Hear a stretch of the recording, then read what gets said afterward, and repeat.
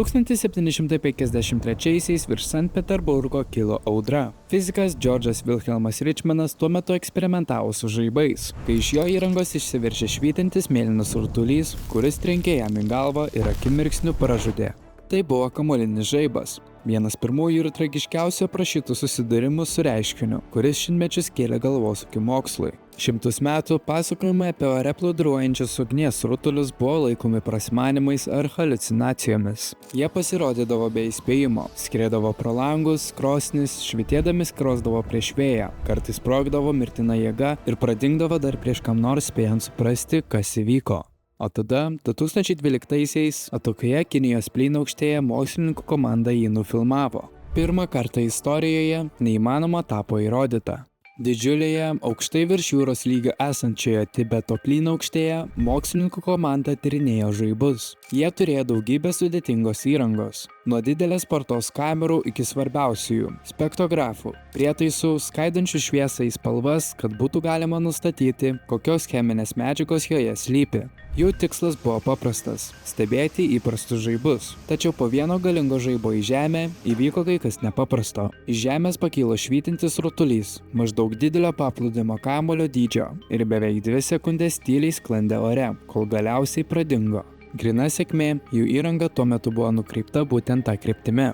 Pirmą kartą istorijoje buvo moksliniais duomenimis užfiksuotas natūralaus rutulinio žaibo spektras. Tai buvo lūžis, kurio laukė visi. Nepaaiškinamas fenomenas pagaliau buvo įamžintas kadre. Kai tyrėjai išanalizavo duomenis, jie pamatė kai ką stulbinančio. Šviesa nebuvo vien elektros iškrova. Joje žibėjo silicio, geležies ir kalcio pėdsakai, pagrindiniai elementai, iš kurių sudaryta pati Žemė. Šis vienintelis įrodymas suteikė stiprų pagrindą populiariai, bet iki tol neįrodytai teorijai. Dar 2000-aisiais Johnas Abrahamsonas ir Jamesas Dinnesas pasiūlė mintį, kad kamuolinis žaibas iš esmės yra degantis Žemės kamuolys. Pagal jų hipotezę, kai žaibas trenkia į Žemę, milžiniška temperatūra akimirksniu išgarina dirvožemyje esantį silicio dioksidą, sukurdama mažyčių silicio nanodalelių debesį. Šios dalelės reaguoja su ore esančiu deguonimi, lėtai dega ir išskiria energiją, kaip stabiliai švytintis rutulys. Kinijoje užfiksuotas įvykis atrodė tobulas šios teorijos patvirtinimas. Rutulys pasirodė iškart po žaibo smūgio į Žemę, o jo šviesoje buvo būtent tie elementai, kuriuos prognozavo modelis. Akimirkai atrodė, kad paslaptis išspręsta, tačiau kamuolinis žaibas niekada nebūna toks paprastas. Nors degančios Žemės teorija elegantiška ir dabar turi tvirtų įrodymų, ji nepaaiškina visko. Žmonės yra matę rutulinius žaibus lėktuvuose, kur nėra jokios žemės, kuri galėtų išgaruoti. Kiti pasakoja apie rutulius praslenkančius kiaurai stiklo langus, nors įkaitusių dalelių kamuolys to daryti neturėtų. Visa tai rodo, kad istorija dar toli gražu nesibaigė ir kad veikia jėgos, kurių dar nesuprantame. Kamuolinio žaibo tyrimų pasaulis – tai laukinis prieštaringų idėjų kupinas laukas, kuriame kiekvienas atradimas sukelia dar daugiau klausimų. Taigi, jei tai ne visada deganti Žemė, kas dar tai galėtų būti? Viena įdomiausių alternatyvų slypi keistame mikrobangų spinduliuotės moksle. 2016 m. Džedziango universiteto mokslininkas H.C. Wu pasiūlė vadinamąją mikrobangų ertmės teoriją. Jis teigia, kad žaibo smūgis gali sukurti milžinišką mikrobangų pliūpsnį, kuris įstringa sferiniame plazmos burbule. Toks mikrobangų burbulas iš esmės būtų uždara šviesos sfera, mažytė, intensyvios energijos kapsulė, galinti išsilaikyti kelias sekundės. Šis modelis itin įtikinamas, nes paaiškina kai kuriuos keisčiausius stebėjimus. Stiklo langas tokio rutulio nesulaikytų, nes mikrobangos perina kiaurai stiklą. Be to, ši teorija paaiškina, kaip rutulinis žaibas galėtų susiformuoti lėktuvo viduje. Metalinis korpusas veiktų kaip mikrobangų kamera, sulaikanti spinduliuotę. Teorija tvirta, bet jai reikalinga neįsivaizduojamai didelė energija. Ir štai čia slypi visa problema, kurią tobulai apibūdino legendinis žaibų ekspertas Martinas Umanas.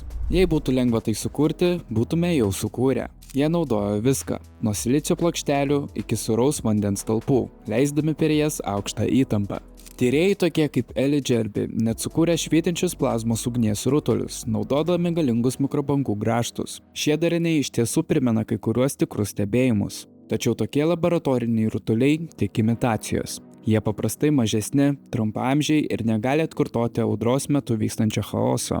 Situaciją dar labiau apsunkina įvairūs nepatvirtinti vaizdo įrašai internete. Kasmet įkeliama šimtai tariamų rutulinio žaibo vaizdo įrašų, tačiau dauguma greitai demaskuojami. Tai kamerų sklaidos, atspindžiai, praskridę vabzdžiai arba tiesiog netikras vaizdo įrašas. Be spektografo, kuris išskaidytų šviesą, beveik neįmanoma patvirtinti, kas tai iš tikrųjų buvo. 2012 m. įvykis Činghajaus provincijoje išlieka vienintelis patikimai užfiksuotas natūralaus rutulinio žaibo spektras. Vienas aiškus duomenų taškas didžiulėje paslapties jūroje. Jei tokios paslaptys jūs žavi taip pat kaip mus, prenumeruokite mūsų kanalą. Kiekvieną savaitę tyrinėjame plačius žinių klodus ir jūsų palaikymas leidžia mums tai tęsti. Taigi, kur tyrimai yra šiandien? Mokslininkų bendruomenė dar dabar ploja aukštai atsistoję, daugiausiai dėl duomenų iš Činghajaus, Kinijos provincijos Tibeto plynaukštėje. Tas vienas įvykis atskleidė tyrėjams konkretų cheminį piršto antspaudą, nuo kurio galima atsispirti. Dabartiniai eksperimentai nebėra šūviai tiesiai į tamsą. Dabar tai kryptingos pastangos atkurti 2012 m. žaibo smūgio sąlygas. Mokslininkai bando išsiaiškinti, kaip žaibas išgarina Žemę ir kaip susidariusios silicio nanodalelės elgiasi įelektrintoje audros atmosferoje. Tuo pat metu kiti toliau tobulina mikrobangų ertmės modelį. Įdomi galimybė, apie kurią vis dažniau kalba tyrėjai, kad gali nebūti vieno vienintelio paaiškinimo. Terminas kamuolinis žaibas galbūt yra bendras pavadinimas keliems skirtingiems, bet susijusiems reiškiniams. Švytintis silicio rutulys galėtų paaiškinti atvejus, kai žaibas pasirodo po smūgio į Žemę, o mikrobangų burbulai tuos, kurie matome lėktuvuose ar uždarose erdvėse. Tai paaiškintų, kodėl liudininkų pasakojimai tokie skirtingi ir dažnai vieni kitiems prieštaraujantis. Galbūt mes sprendžiame ne vieną mįslę, o kelias iš karto. Ir ši paieška tai ne tik bandymas išnarplioti paslaptingą reiškinį. Suprasti fizikos dėsnius slypinčius už rutulinio žaibo gali turėti milžinišką mokslinę reikšmę. Tai gali suteikti naujų įžvalgų apie plazmą ar net apie naujus būdus, kaip energija ir materija gali sąveikauti. Praktiškai tai ir saugumo klausimas. Yra pasakojimų, kad rutulinis žaibas trikdė lėktuvų sistemas ar elektros tinklus. Suprasti, kaip ir kodėl jis susiformuoja, būtina, kad galėtume apsisaugoti nuo tokių pavojų. Galų gale, tyrinėjant rutulinį žaibą, mes plečiame ribas to, ką žinome apie savo planetą. Tai priminimas, kad net šiandien Žemėje pilna fundamentalių klausimų be atsakymo.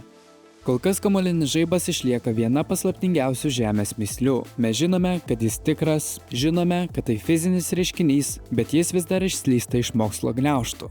Turimi duomenys rodo, kad išgarintos Žemės dalelės gali suformuoti švytinčius rutulius po audros, o mūsų teorijos užsimena, kad gryna energija gali įstrigti savyje ir sudaryti švytinčią sferą. Tačiau visa tiesa dar ranka nepasiekiama. 2012 m. įrašas įrodė, kad tai ne mitas, o realus mūsų pasaulio reiškinys, laukiantis, kol bus suprastas. Medžioklė šiam vaiduokliui, kuris pasirodė esąs tikras, primena, kad net šiandien mūsų pasaulyje vis dar slepiasi stebuklai, kurių niekas dar neišsiaiškino. Kartais tereikia smalsumo ir tinkamų įrankių, kad juos pamatytume.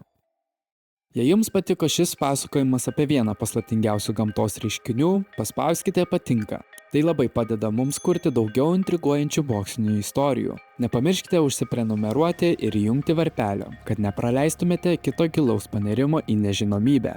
Ar jūs ar kas nors iš jūsų šeimos kada nors matė žaibo kamuolį iš arti? Pasidalinkite savo istorijomis komentaruose. Mums būtų įdomu išgirsti. Ir jei tokios paslaptys kaip rutulinis žaibas jūs žavi, įsivaizduokite, kad atskleidžiate žmogaus sukurtą paslaptį, kuri keičia visą pasaulį. Peržiūrėkite mūsų kitą vaizdo įrašą, kas sukūrė dirbtinį intelektą, kilmės istoriją ir faktai.